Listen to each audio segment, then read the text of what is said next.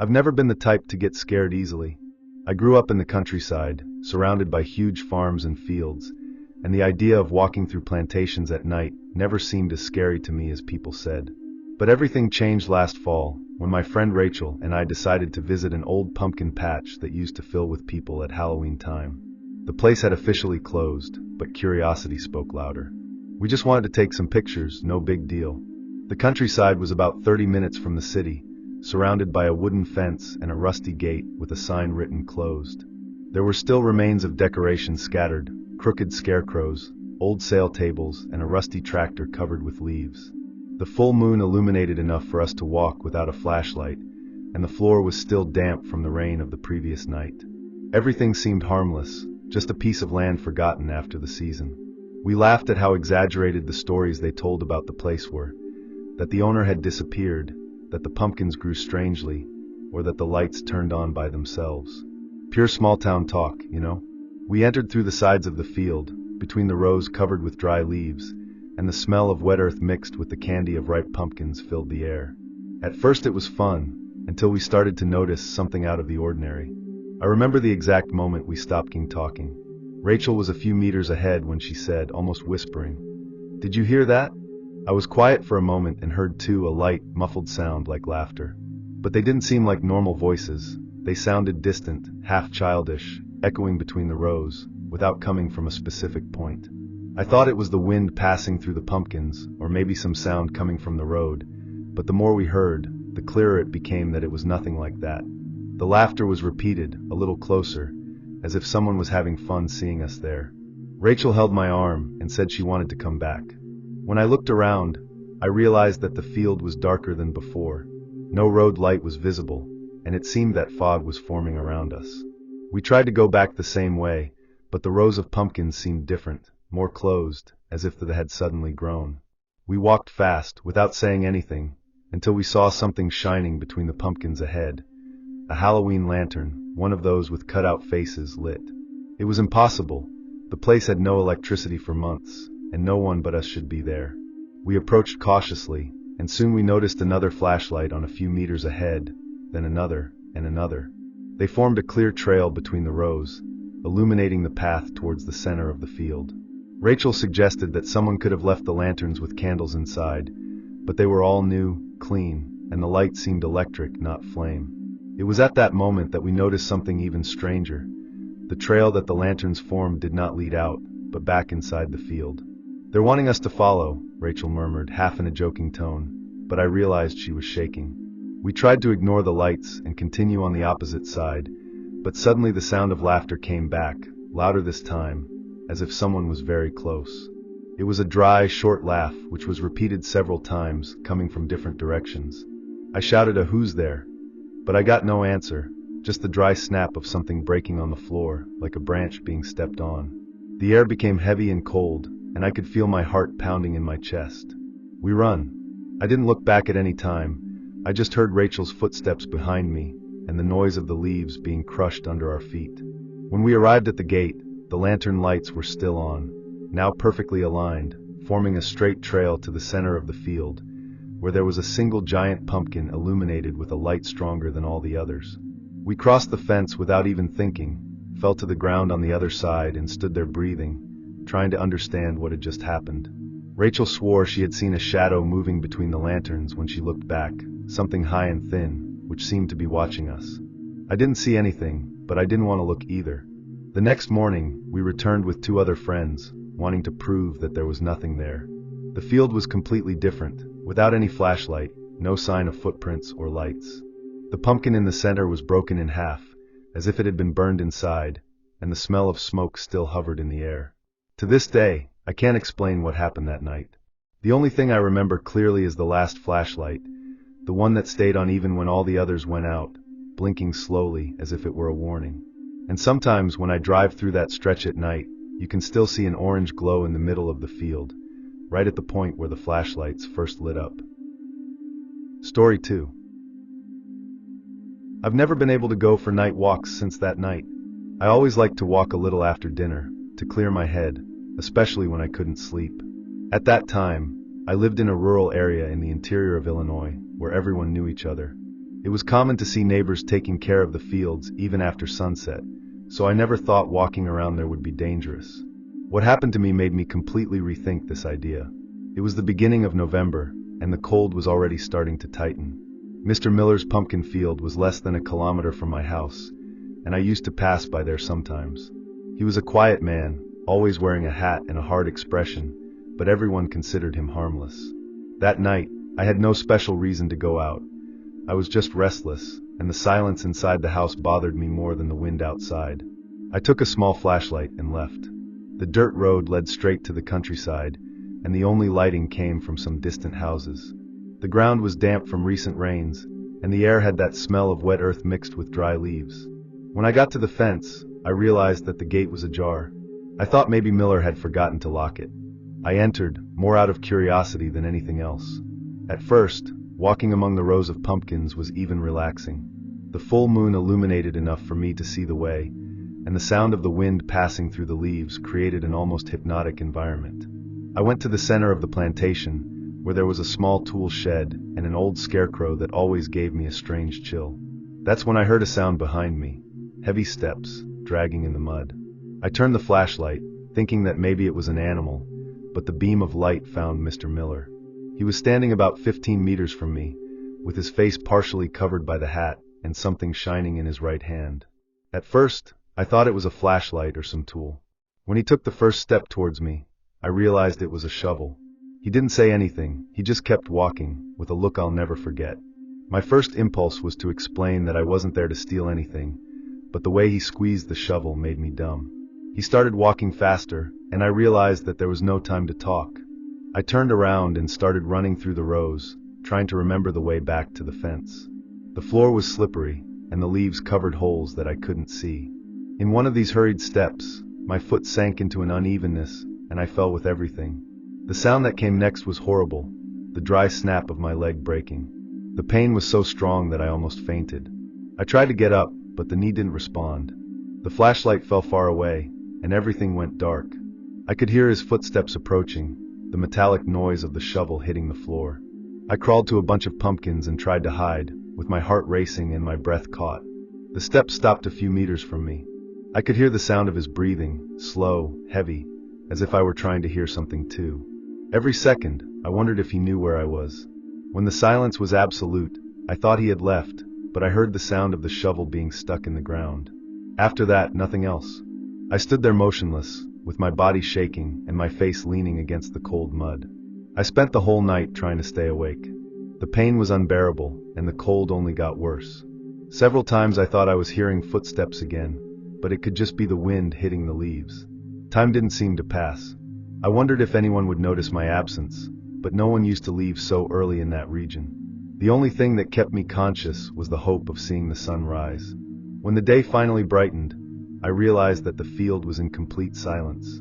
No sign of Mr. Miller. Neither footprints nor tools, nothing. The shovel he was holding was nowhere.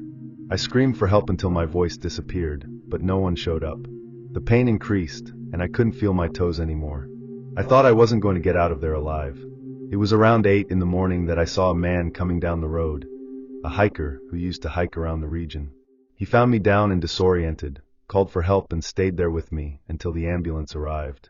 They said that if he had taken another hour, I would probably have lost my leg because of the cold and the infection that was already starting. The police went to Mr. Miller's farm, but they said there was no one living there. The house had been empty for months. When they showed me the photo of Miller, I realized it wasn't the same man I saw that night. The real owner had passed away at the beginning of the year. To this day, I don't know who the man with the shovel was, nor what he did in that field.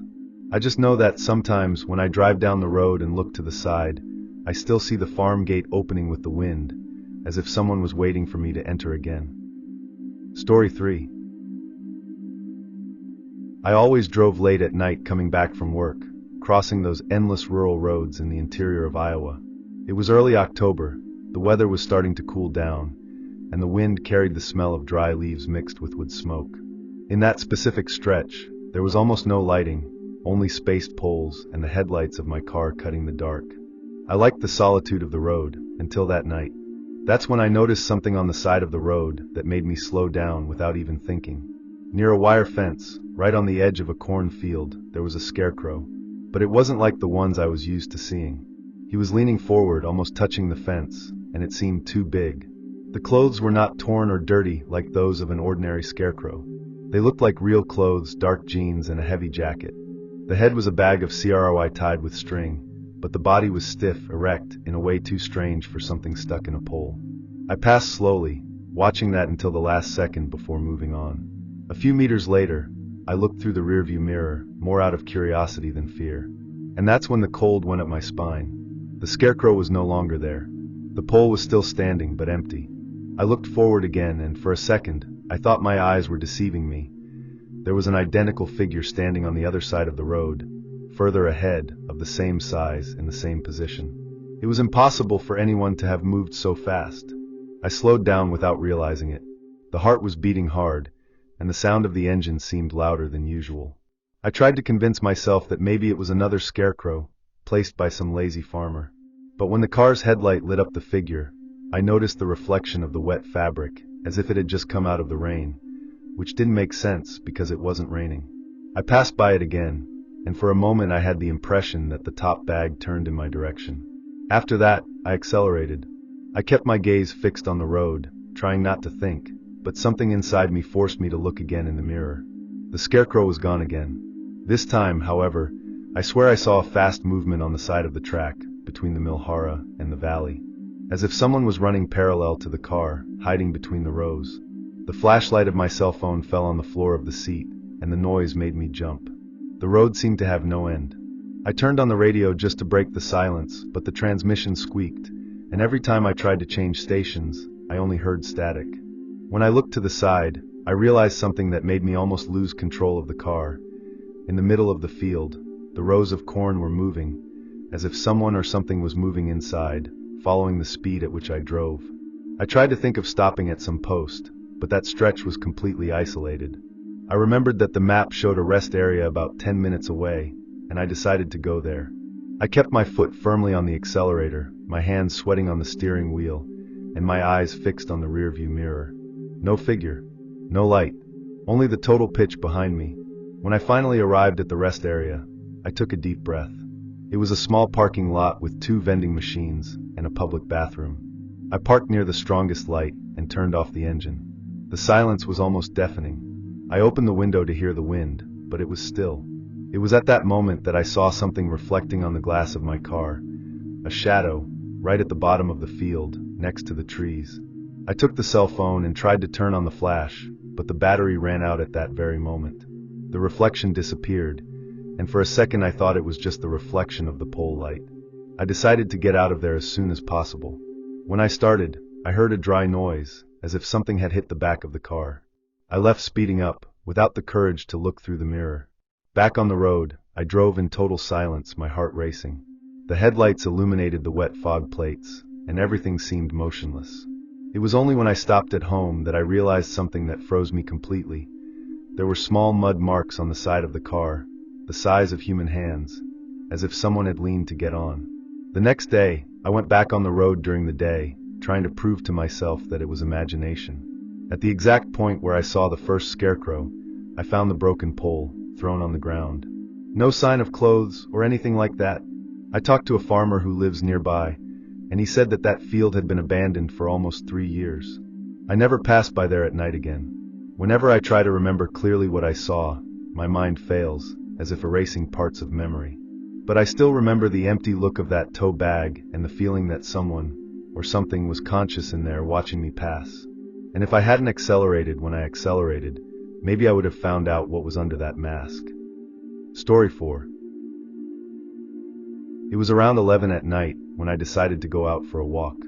I had had a hard day at work, and my head seemed to spin. I lived on the outskirts of a small town in the countryside of Nebraska, surrounded by farms and cornfields.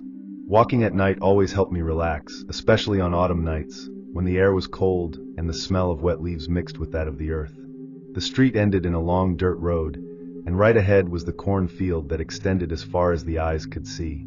The wind blew constantly, making the rows of corn sway and produce that characteristic sound, something between a rustling and a whisper. I walked to the wooden gate, put my arms on the fence and just stared.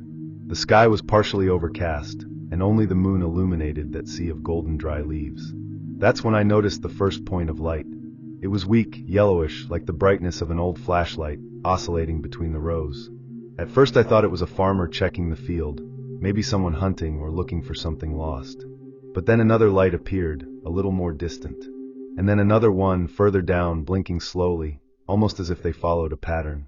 3 distinct lights, turning on and off in different places of the field, moving in random directions. No sound of footsteps, no voice, nothing but the wind. I took the cell phone to try to film, but the camera didn't capture almost anything.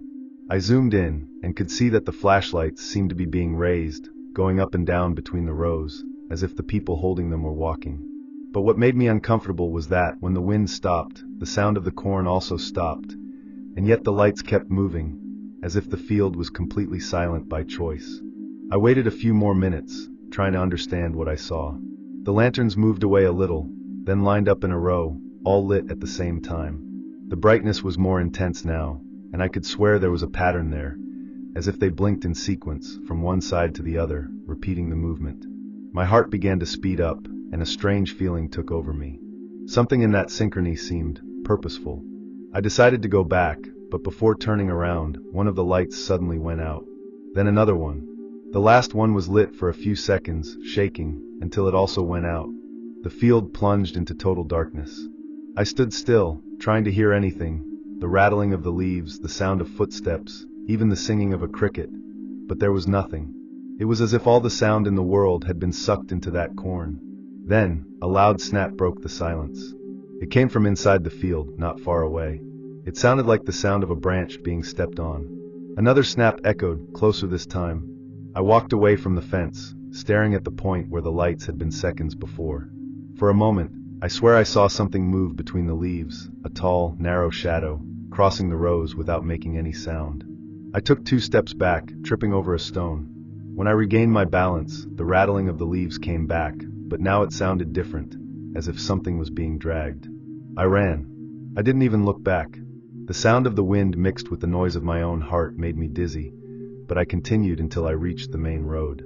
The light of an old pole flickered, and I leaned against it, trying to breathe. I waited a while before looking at the field again. Everything was quiet. No light, no sound, nothing. I felt stupid for running away, so I took out my cell phone and started filming again, enlarging as much as possible.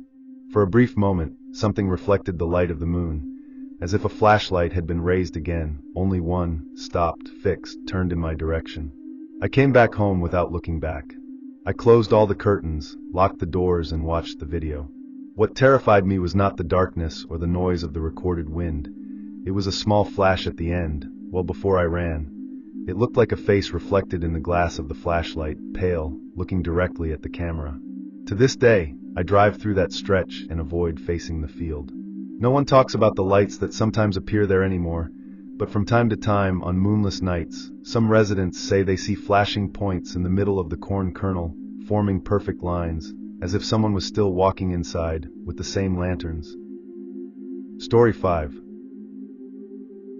It was early October, and I was returning from college driving down the old rural road that cut the cornfields of the region. That path was always deserted at night, a long corridor of dry leaves and cold winds. I liked the feeling of loneliness until that day. It rained weekly, the glass fogged up from time to time, and I tried to keep the headlights focused on the dark asphalt. That's when I saw the car stopped at the entrance of an abandoned farm. It was a black sedan, with the hood still exhaling steam. At first, I thought someone had a mechanical problem, so I slowed down. The brake lights reflected on the puddles of water and revealed something strange. All the doors were closed, but the engine was still squeaked, as if it had been turned off a few minutes ago. I put the car on the side of the road and watched from afar, hoping to see some movement. No sign of people, only the wind swinging the leaves and the sound of corn creaking in the rain. I got out of the car with my cell phone in my hand and approached slowly. The engine temperature really indicated that the vehicle had been used recently. But what disturbed me the most was realizing that the keys were still inside, hanging in the contact. There was no luggage, no wallet, no cell phone. Just a bottle of water in the passenger seat and a wet coat thrown in the back seat. I looked around. The barbed wire gate that gave access to the farm was ajar, and the earth floor showed footprint marks that went towards the plantations. They seemed recent, still full of rainwater. I thought about following, but a horrible feeling made me stop. It was as if someone was watching from somewhere inside the corn. I took my cell phone and called the police. While explaining the situation, I kept my eyes fixed on the car. The operator asked me to wait on site until a vehicle arrived. It was at that moment that something made me freeze inside. The car lights turned on by themselves. The headlights, the panel, everything lit up at once, overshadowing the darkness. The sound of the rain seemed to have stopped for a second. I froze, with the phone still glued to my ear.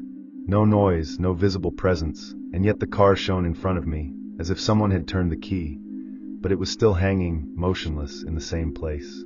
The operator started asking if I was okay, but I could barely answer.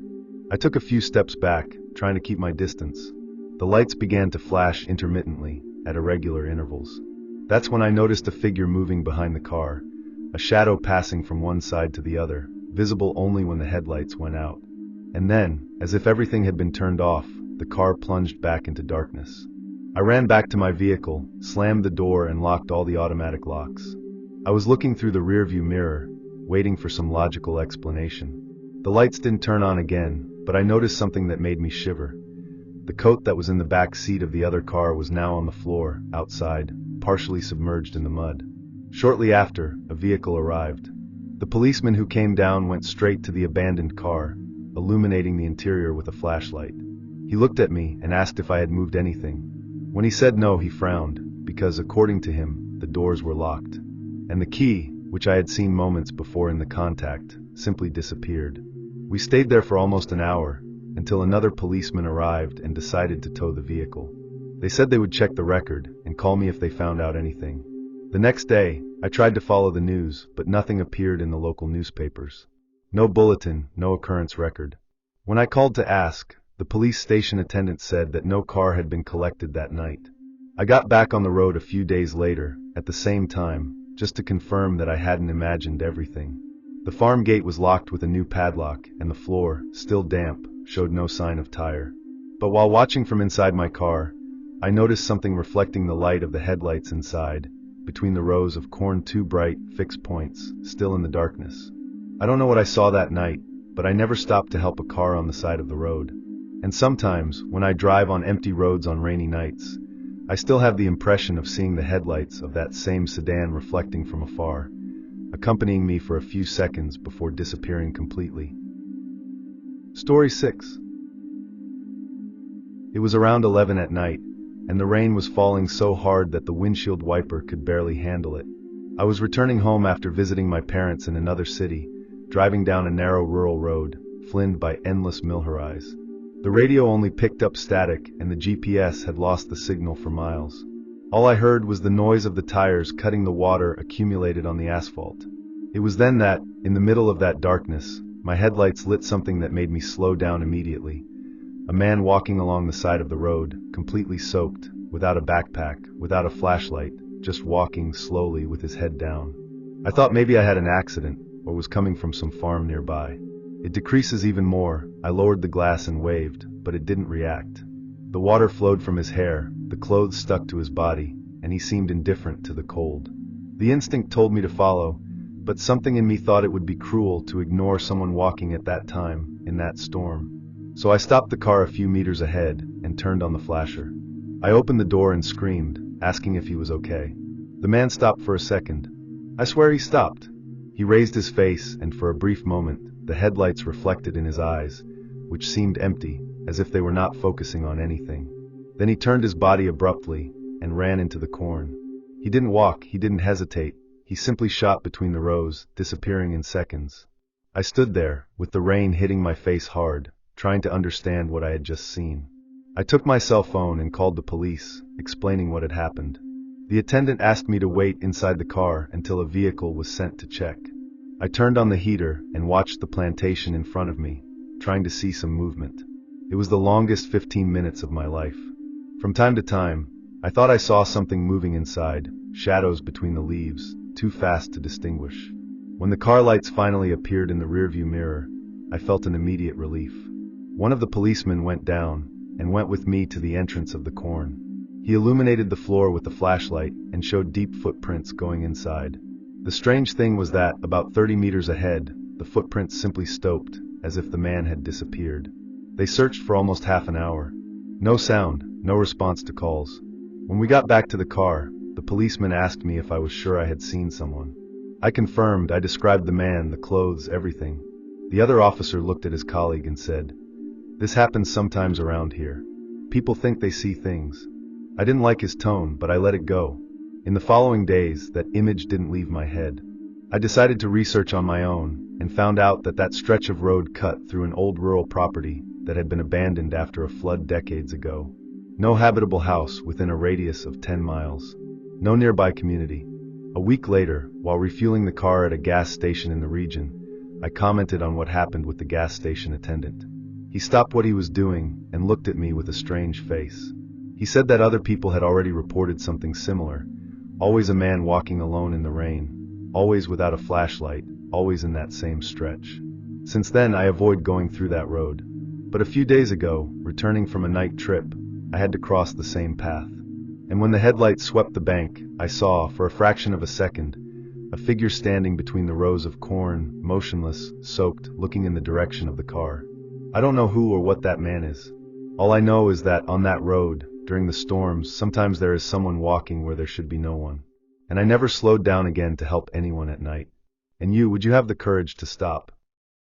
Story 7. I always thought I would work on that farm for the rest of my life. The owner, Mr. Harlan, was strict, but he treated me well, and the harvest work in Kansas, although heavy, always had something quiet. Until that fall.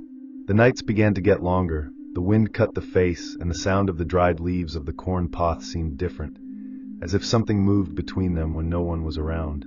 I never gave importance, thinking it was just the wind, until the day I found the shelter. That morning, I left early for the countryside, before the sun rose, to advance the work. The tractor had gotten stuck in a wetter stretch of the plantation, and I had to walk to get the tools that had been left in the old shed. That's when I realized that part of the corn rows was crumpled, as if someone had slept there. I followed the tracks, thinking that maybe it was a big animal, but what I found left me with a chill that I never forgot. In the middle of the field, there was a kind of hut made of straw, torn canvas, and dirty blankets. It was improvised, but well hidden. I approached carefully. The floor was covered with food packaging, canned food, cookie packages, water bottles. Recent things coming from the local market. Inside, I also saw a toothbrush, an aluminum mug, and a dirty blanket, still wet, as if it had been used the night before. The smell was strong, a mixture of mold and sweat. The strangest thing was that there was a flashlight hanging in the corner, still with a battery. I went back to the tractor as fast as I could, and told Mr. Harlan everything. He looked at me seriously and just said, "It's not the first time we've met things like this." He said that, in recent months, some tools had disappeared, and once one of the employees swore to have seen a silhouette between the rows at night. At the time, no one believed it. Even so, Harlan asked me to accompany him back to the shelter to check if the resider was still there. When we returned, about an hour later, the place was already empty. The packages had been collected, the blanket was no longer there, and the floor, once messy, was clean, too clean. Only one metal spoon stuck in the ground is left. That left me with a lump in my throat. Whoever it was, he should be watching us while we worked. That night, we locked all the sheds and tractors inside the main barn. Even so, shortly after 2 in the morning, I heard the dogs barking nonstop. I went out to see what it was, and I swear I saw a shadow move between the mallee, running towards the field. The next day, we found footprints around the main house. They were fresh, humane, and came exactly from the direction where the shelter had been found. Harlan was furious and called the sheriff. He appeared later, looked at the place, and just commented that sometimes lost people were hiding there. But there was something in that shelter, the way it was done, the cleaning, the care in hiding the traces, that didn't look like the work of any wanderer. During the following weeks, I began to notice small things. Food missing in the shed, new footprints in the clay, the feeling of being watched at nightfall. I've never seen anyone up close, but there was always that sound, the low rattling of the leaves, coming from where there was no wind. Mr. Harlan ended up selling part of the plantation months later, saying that it was no longer worth keeping so much land for so little harvest. The shelter was never seen again, but to this day, when I pass near that area, I still smell wet earth and hear the distant sound of footsteps between the rows. Sometimes I wonder if it was just someone trying to survive, or if something much worse decided to call that Milhara home. And you, would you enter a field like this alone after sunset? Story 8. I was staying at my Aunt Carol's house in a rural area of Nebraska to help her during the pumpkin harvest in late fall. The house was old, made of wood, surrounded by kilometers of corn plantations. At night, the wind crossed the cracks of the windows, and the sound of dry leaves hitting each other created a constant trail, like a whisper that never stopped. That week, it rained almost every day, and the nights were so cold that you could hear the wood of the house crashing. My aunt had the habit of hanging small metal bells on balconies and fences to scare away crows, as she used to say. Their noise was almost comforting, a light sound that mixed with the wind. But that night, the sound came from another place. I woke up shortly after 2 in the morning with a soft and rhythmic tinkling, coming not from the balcony, but from inside the cornfield next door. At first, I thought it was the strongest wind swinging some forgotten bell, but the sound was very rhythmic, almost as if someone did it on purpose. I got out of bed, wrapped myself in a blanket, and went to the window. From the room, you could see the field partially illuminated by the moon.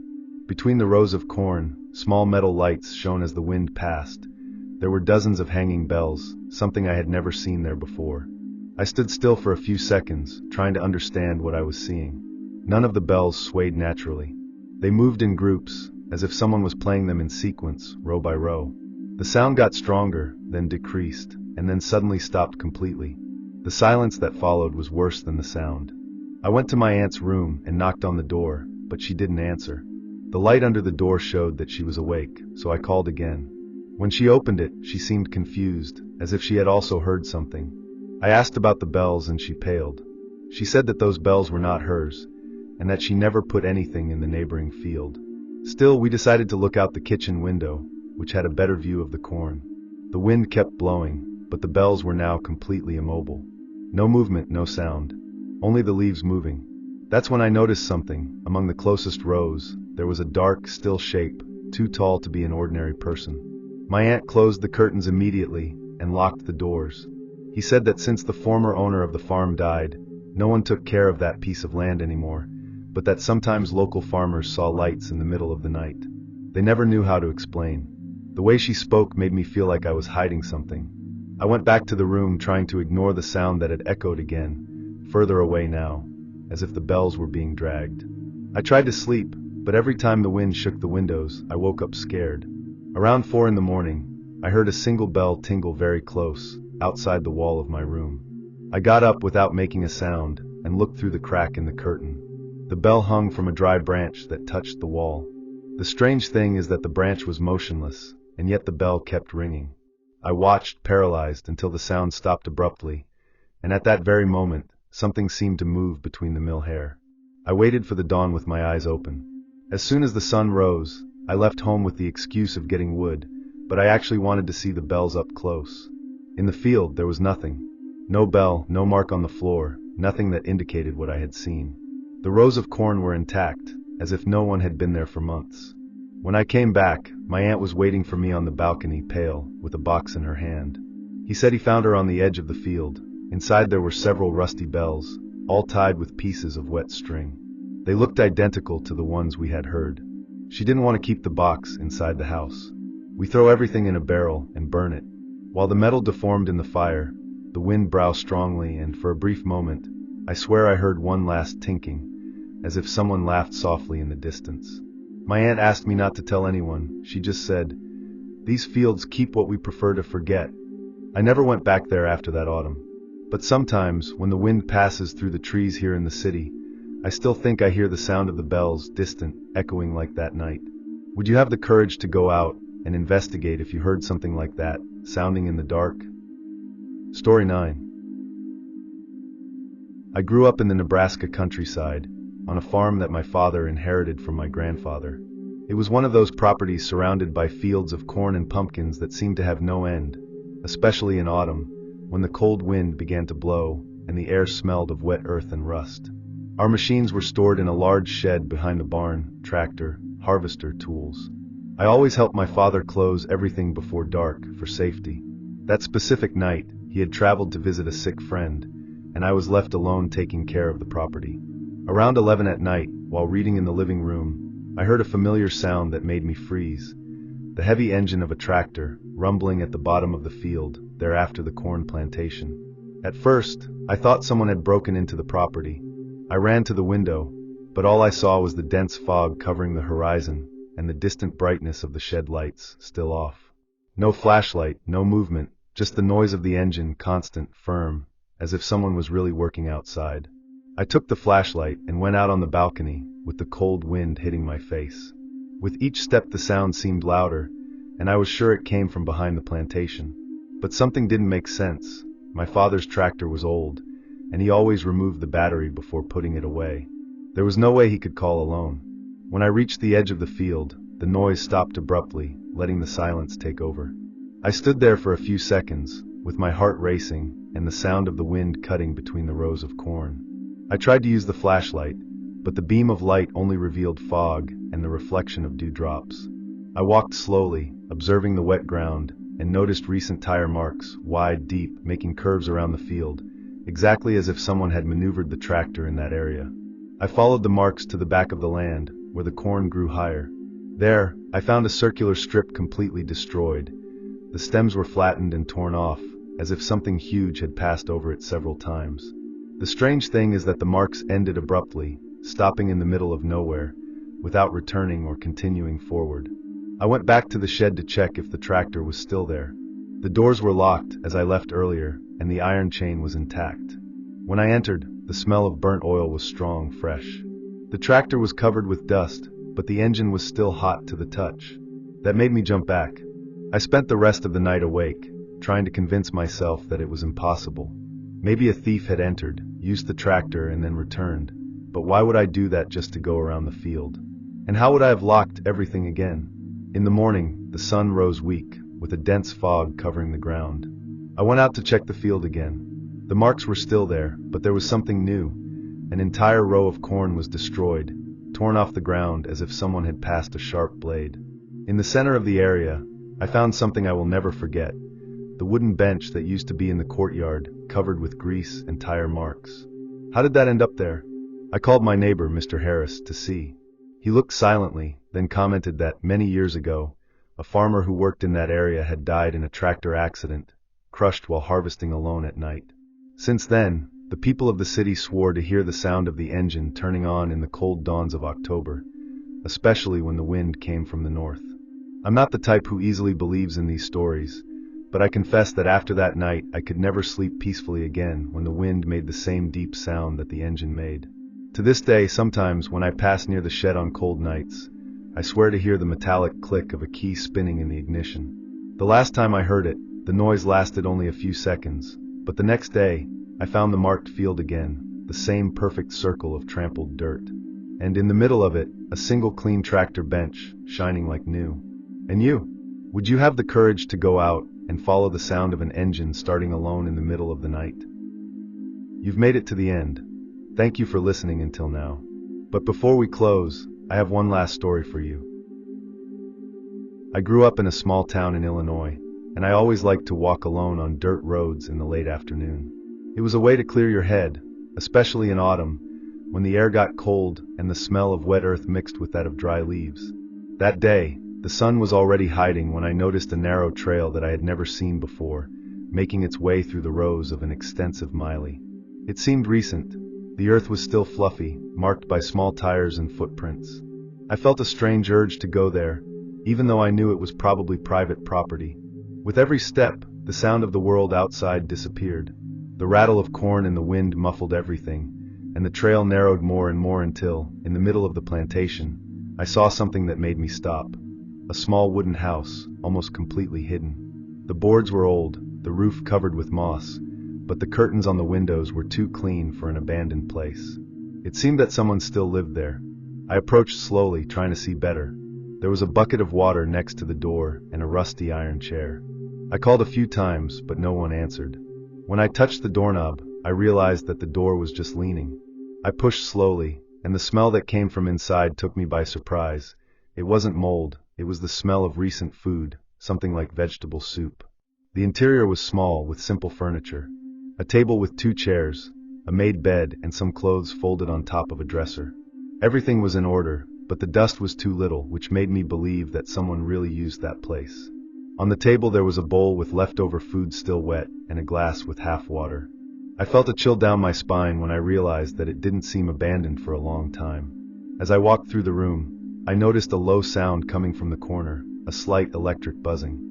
I looked in the direction and saw a camera, one of those old ones, with a flashing red light. She was positioned on the windowsill, pointing directly to the plantation outside. I got closer and realized that there was a pile of VHS tapes stacked next to it, with dates written by hand. The most recent was from last week. The feeling of being watched took over me. I went to the window, and from where I was I could see the same path where I entered. Everything seemed calm, the wind swinging the corn, but something in the way the rows moved seemed irregular, as if there was someone inside, moving against the wind. My instinct screamed to leave. I left everything as it was and left as fast as I could, trying not to make noise. But when I got to the door, I noticed something that wasn't there before, a second bowl of food on the table, still smoking. I was sure it wasn't there when I came in. I ran down the trail, without looking back, with my heart beating in my neck. When I finally reached the road, I turned around only once, and I swear I saw a light on the window of the house. A dim, yellowish light, and a shadow moving inside. I told a local police officer what happened the next day. He accompanied me to the place, but when we arrived, there was nothing there. No house, no path, no sign that someone had lived between those ranks. Only corn and wind. For months, I tried to find the entrance to that trail again, but it never appeared again. Sometimes, when I drive down that road, I have the impression of seeing something among the plants, a wooden line, a window perhaps. But it always disappears when I try to look better. Today, every time the wind passes through the corns at night, I find myself thinking about the tapes and the camera pointed out. I wonder what was in them, and who or what was watching the field. Would you have the courage to enter an isolated house if you saw a camera pointing at nothing? I'm really grateful for staying until the last minute. It's always good to know that you're here, listening to every detail. If you liked it, comment which part was the scariest for you. And of course, sign up to keep listening to stories as dark as this one. See you in the next video.